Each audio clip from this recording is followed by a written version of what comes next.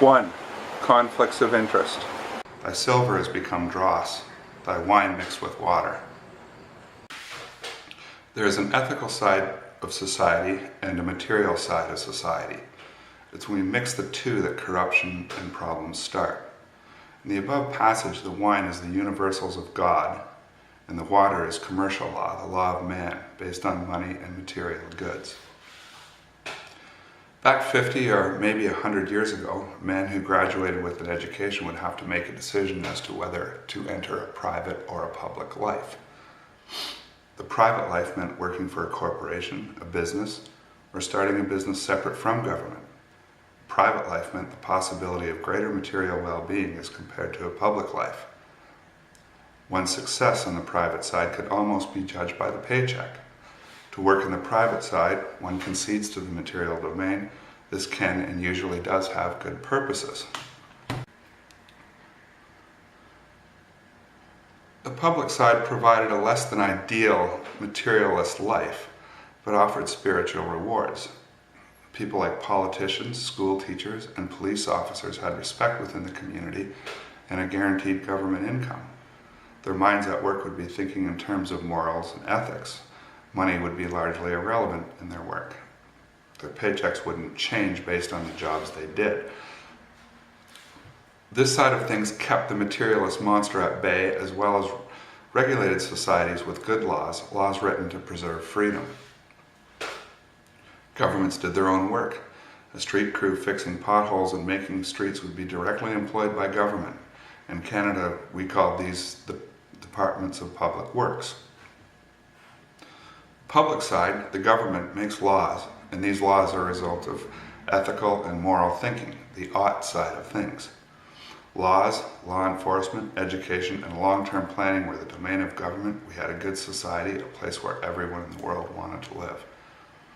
No man can serve two masters, for either he will hate the one and love the other, or else he will hold to the one and despise the other. You cannot serve God and mammon. Matthew 6:24. We've been led into a public-private orgy, away from a society based on the separation of public and private powers. School teachers now teach the corporate agendas. Phony environmentalism is only one example.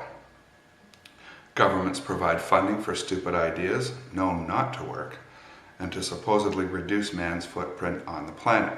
Solar farms, known to be inefficient and wasteful, are created privately with public money, along with a guaranteed return on investment for private investors. Our basic right to water is being sold off to private corporations on a level few members of the public understand. Public service has now become servicing the public. Christianity has been taken out of the schools and prayer is no longer permitted. It's been a long-stated goal of the financial powers to eliminate any kind of belief in God and create a materialistic society. Planks of the Communist Manifesto, number 27, shows their plan to destroy Christianity. Infiltrate the churches and replace revealed religion with social religion. Discredit the Bible and emphasize the need for intellectual maturity, which does not need a religious crutch. Communism is pure materialism, eliminating universals, the ought that rulers feel encumbered by, all under the guise of making the world a gentler and kinder place. This organized atheism was created by the financial powers. The problem we face at its root can always be traced back to the mixing of public and private affairs, creating conflicts of interest.